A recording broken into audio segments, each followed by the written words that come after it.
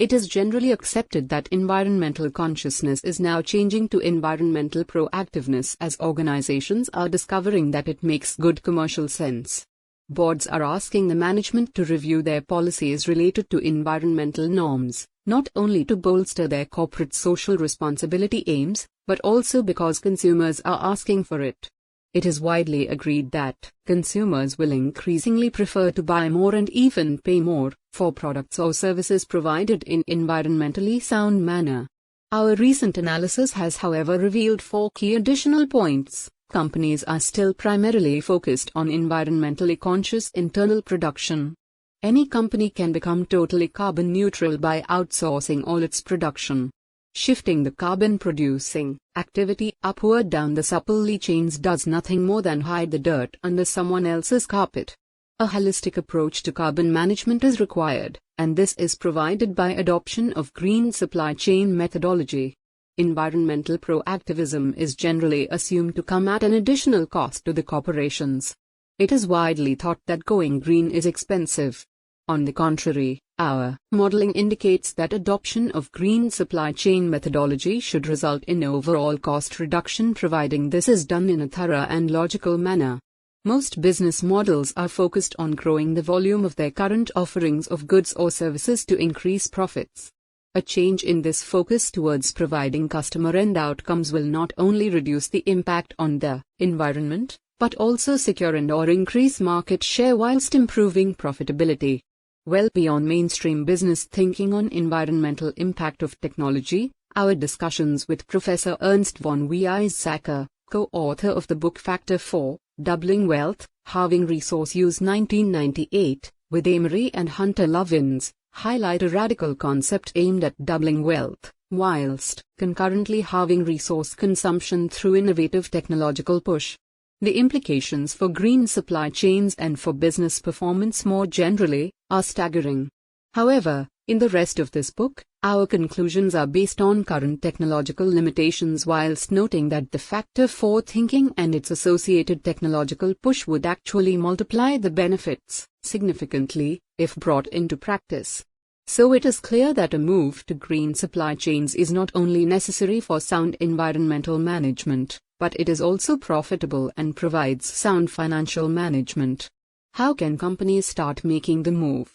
From our research and practical work in this area, we believe the following 5 fundamental questions really help to focus the discussion and crystallize action plans. What are the tangible and intangible benefits of moving towards a green supply chain?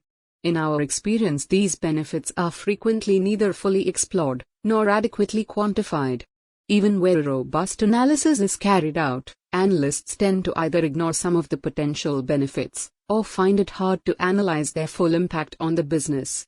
As a result, the overall benefits do not get adequate attention at the board level and therefore do not generate enough interest to release the necessary finance to create the transformation.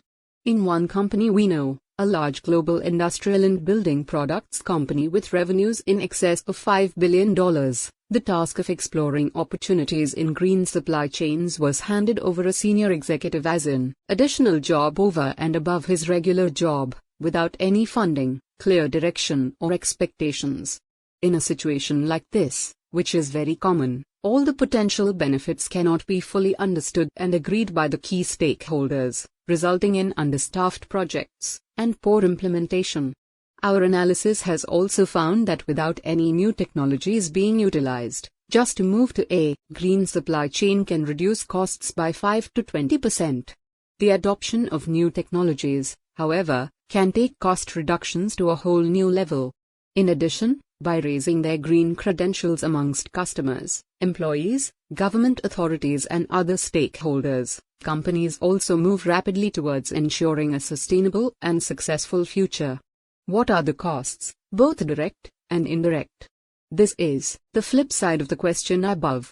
For the same reasons, while companies have vague ideas of the costs, these are rarely fully explored and analyzed. In our experience, these are also frequently exaggerated because of uncertainty surrounding many of the costs. While all future costs have a certain amount of uncertainty, and there is general tendency to allow a buffer, our analysis finds that Costs of going green are generally more uncertain, but the buffers allowed are disproportionately higher. The indirect costs are generally the source of most complications.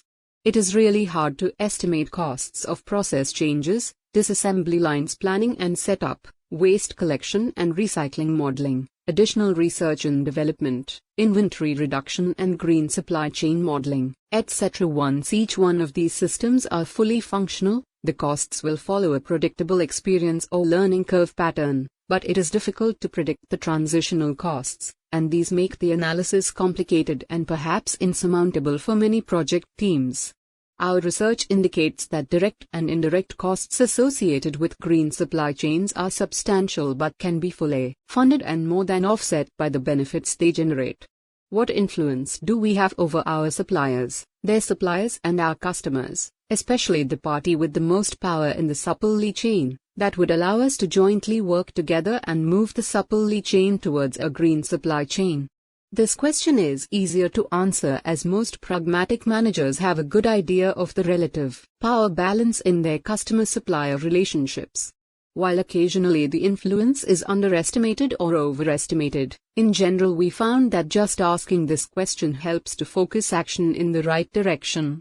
Some organizations have broken the intra-organizational silos and started thinking in terms of end-to-end supply chains. However, there are still many more organizations that need to do this.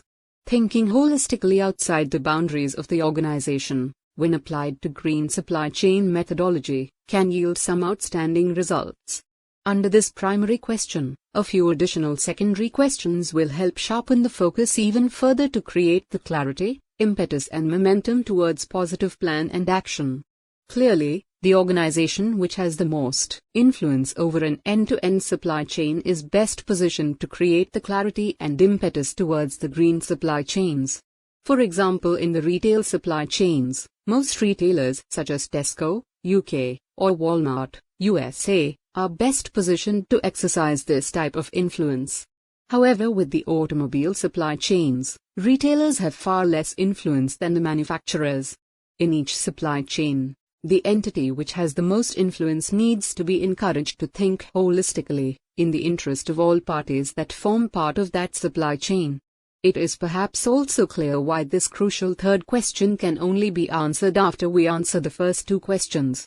Once the benefits, costs and influences are clearly expressed, defined and analyzed, then it's much easier to have an informed discussion with the party that controls the supply chain. A corollary to this discussion is then going to be just how to distribute the costs and benefits of movements towards green supply chains. Unless all the incentives are properly aligned, some parts of the supply chain may well end up sabotaging the overall green supply chain project. How will we communicate and measure our progress towards the green supply chain to the key stakeholders? How will we engage them? A new road needs new milestones. Traditional supply chain or financial measurements will not suffice in this case.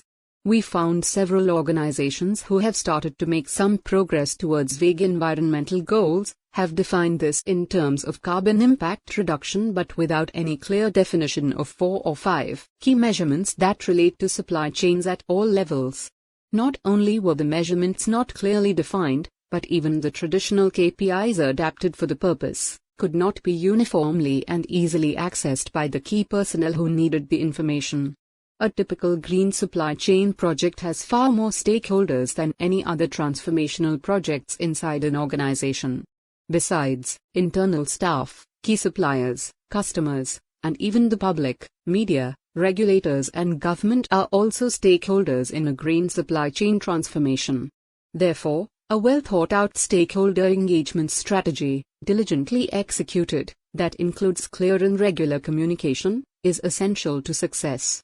What barriers to green supply chains can be expected and how can these be overcome? There are several categories of barriers to green supply chains and these include legislation conflicts, inadequate or misaligned stakeholder incentives, lack of environmental norms and tools, lack of resources, and high costs of implementation and technology. Within each of these categories are several specific components making the total number of potential barriers quite formidable and daunting. Like in any other change initiative, Barriers can be overcome through a properly structured, comprehensive and phased migration strategy. A big bang approach is not to be recommended. Rather, each major project stream is dealt with by a series of phases that cover detailed analysis, design and implementation, and organization change management. Time and care should be taken on the first phase to ensure its success and the ability to lever its subsequent phases. In summary, all of the leading organizations that have started green supply chain projects ask some fundamental questions. The answers are then found to be illuminating their way towards innovation, profitability and sustainability. As is the case in all groundbreaking endeavors, the first mover advantage is enormous, as are the challenges. From Green Supply Chains, an Action Manifesto, by Vivek Sood and Stuart Emmett. Explore this site for more information on the book.